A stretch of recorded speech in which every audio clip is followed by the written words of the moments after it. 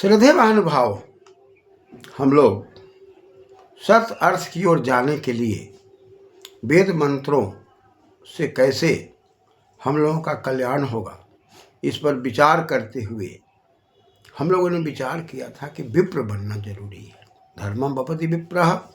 हम धार्मिक प्रक्रियाओं से, यज्ञ की प्रक्रियाओं से, संध्या की प्रक्रियाओं से बालक और बालिकाओं को जोड़ करके संस्कार देते हैं, और संस्कार देने के बाद वह माता पिता धन्य हैं जो बालक और बालिकाओं में संस्कार भर देते हैं। तो पारिवारिक ढांचा हमारा नहीं टूटता। यदि हम संस्कार नहीं भर रहे हैं तो अर्थ की दुनिया में तो हम आगे जा रहे हैं, लेकिन हमारा घर परिवार टूट रहा है, समाज टूट रहा है। इसको बचाने का प्रयास हमें और आपको करना चाहिए। तो उसी प्रसंग में मंत्र में बात आ रही है कि त्वाम यजस्व ऋत्विजमग्ने होतारम मिरते मिरते गोपारितस्य दीदी स्वेद में। कहा कि भाई हम प्रेरित तो करते हैं, प्रेरणा तो करते हैं। त्वाम माने उसको, किसको? परमात्मा को। कैसा है परमात्मा? तो अग्नि के स्वरूप में है, आगे ले जाने वाली शक्ति है, अंगति अग्नि, जो अग्नि के स्वरूप में है। और यज्ञ की विधा से ही हम परमात्मा तक जा पाते हैं, क्योंकि यज्ञ की विधा में पूजा है, संगतिकरण है, दान दान है। जब बड़े बुजुर्गों का मान सम्मान करते हैं, मिलते जुलते हैं, तो हमारी भावनाएं सात्विक हो जाती हैं, और सात्विक भावनाओं को आगे विकसित होना बड़ा आसान हो जाता है। तो कहा कि यजेसु ऋत्विजम, वो ऋत में ऋत्विज है, यज्ञ में ऋत्विजम है, ऋतु यजते ऋत्विजम। ऋतु के अनुसार ब्रह्मांड में परमात्मा यज्ञ कर रहा है, सूर्य के द्वारा, पृथ्वी के द्वारा, चंद्रमा के द्वारा, वायु के द्वारा, जल के द्वारा वो ब्रह्मांड को संतुलित बनाए हुए। और वो होतारम, वैसे होतारम को, त्वाम होतारम, तुम होता हो, हुयते होता। इस संसार के अंदर कैसे ब्रह्मांड में संपन्नता हो रही है, नाना प्रकार की हवि का एक दूसरे में समर्पण हो रहा है, अग्नि का वायु के साथ, जल के साथ, पृथ्वी के साथ कैसे तालमेल स्थापित हो रहा है। क्योंकि यज्ञ का अर्थ ही होता है संगतिकरण, मिलना, मिलाना, जोड़ना। तो पूरे ब्रह्मांड में जुड़ने का काम हो रहा है। तारे हैं, नक्षत्र हैं, वायु हैं, ये सब जुड़ करके परमात्मा की व्यवस्था में ब्रह्मांड को संभाल करके ही हमें और आपको कल्याण कर रहे हैं। यदि ये ब्रह्मांड की व्यवस्था न हो, ये नक्षत्र, तारे, वायु, जल, पृथ्वी सब हमको सरल सहज उपलब्ध ना हो, तो धरती पर मनुष्य का जीवन बड़ा दुर्भर हो जाएगा। इसलिए हमें विचार करना है कि परमात्मा की बड़ी कृपा है, जिसके कारण यहाँ पर सब उपलब्ध हो रहा है। गोपालितस्य, और रीत की रक्षा हो रही है। गच्छति पाति गोपा, इस रीत की रक्षा, रीति माने सत्य की रक्षा हो रही है, ब्रह्मांड की रक्षा हो रही है, नियम की रक्षा हो रही है। थोड़ा सा भी सूरज अपने नियम से अलग हट जाए तो प्रलय हो जाएगा, पृथ्वी नियम से अलग हट जाए प्रलय हो जाएगा, जल अपने स्वरूप को छोड़ दे तो जल का स्वरूप विषाक्त हो जाएगा, जीना मुश्किल हो जाएगा। वायु अपने स्वरूप का परित्याग कर दे तो मनुष्य को जीना मुश्किल हो जाएगा। अतः जल अपने स्वरूप में है, जल की शीतलता, अग्नि की दाहकता, सूरज का प्रकाश, ये सब हमको ज्यों के त्यों मिल रहा है।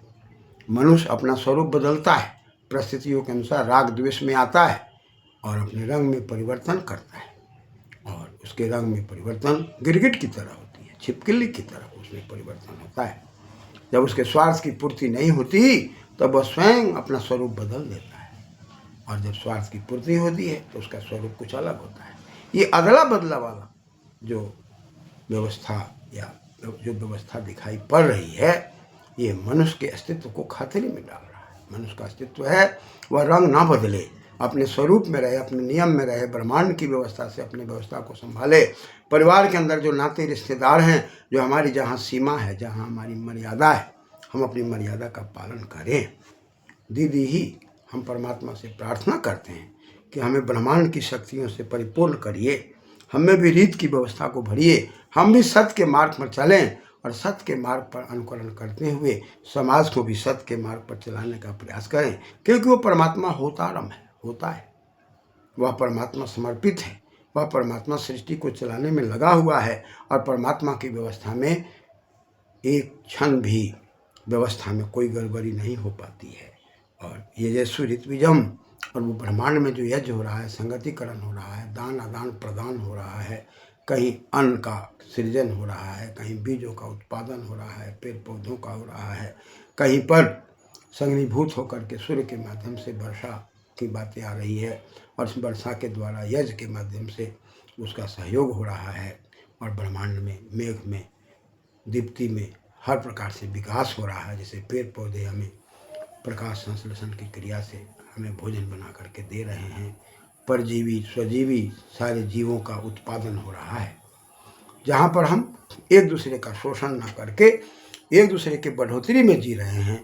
हम कभी भी किसी को हानि नहीं पहुँचा रहे हैं। ये मानव के गुणों को धारण करने की शक्ति वेद के द्वारा, शास्त्रों के द्वारा, व्याकरण के द्वारा जो हमको उपलब्ध हो रहा है, जहाँ हम अपने बच्चों को विप्र बनाने का प्रयास करते हैं, आचार्य बनाने का प्रयास करते हैं और वे अपने जीवन में व्यवहार कुशल होते हैं, वो गुणों का गुणगान करते हैं, बड़े बुजुर्गों का अपमान नहीं करते। बड़े बुजुर्गों में कोई ऐसी चीज़ें दिखाई पड़ती है तो उनके समकक्ष जो लोग हैं उनके साथ बैठ करके और विचार करके विनिमय करके उसको सुधारने का प्रयास करते हैं। ये वैदिक शक्ति है। हम प्रत्यक्ष रूप से अपने बड़े बुजुर्गों का अपमान नहीं करते, अप्रत्यक्ष ढंग से उनके समकक्ष को बैठा करके और उनकी सेवा करते हुए, उनका मान सम्मान करते हुए ईडते, कहा कि भाई हम उनका पूजन करते हुए, उनका सम्मान करते हुए हम लोग आगे बढ़ते हैं। तो ये जो ईड की भावना है, सेवा की भावना है, पूजा की भावना है, सम्मान की भावना है, ये बहुत बड़ी भावना है।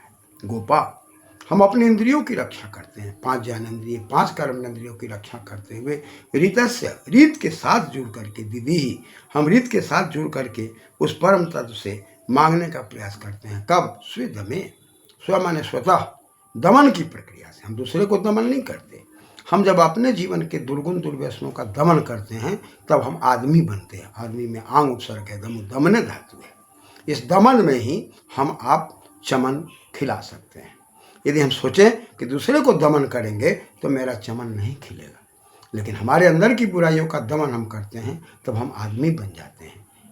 आकर्षक रूप से जो हमारे दुर्गुण है, आकर्षक रूपेण दुर्गुणम दमयति आदमी, हम अपने दुर्गुणों का दमन करते हैं तो निश्चित रूप से हम जब दूसरे का चमन देखते हैं तो हम आचमनित होते हैं, हम भी आनंदित होते हैं और हम किसी को परेशान नहीं करते तो हमें भी कोई परेशान नहीं करता। ये सात्विक नियम है।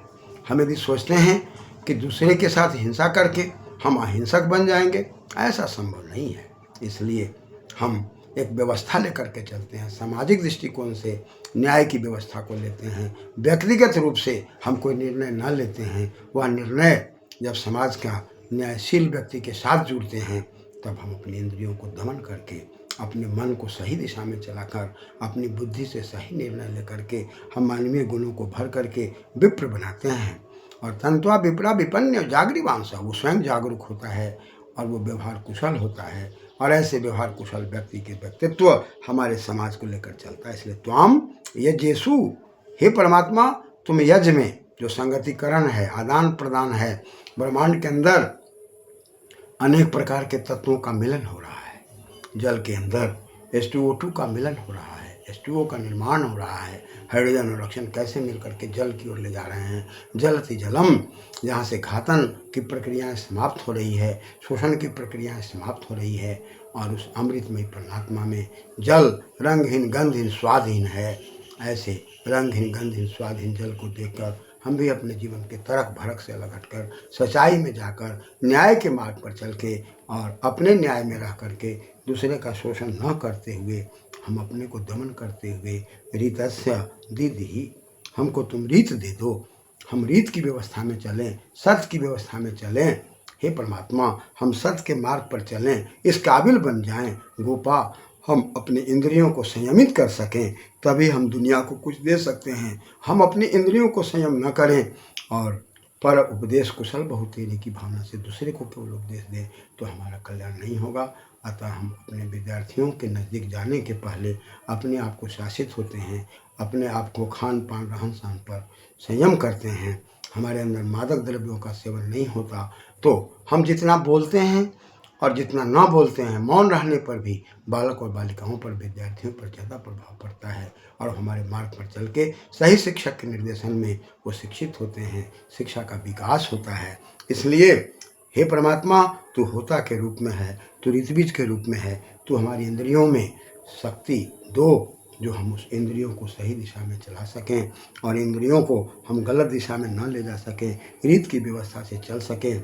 और हमारा नाम यदि आदमी रखा गया है तो हम दुर्गुणों का दमन कर सकें और दुर्गुणों को दमन करके चमन में चमनित हों, अचमनित हों और अचमनित होकर के समाज को भी प्रफुल्लित करें, प्रस्फुटित करें, हम भी विकसित हों, जियो और जीने दो की भावना से हम समाज को बुलंद करें।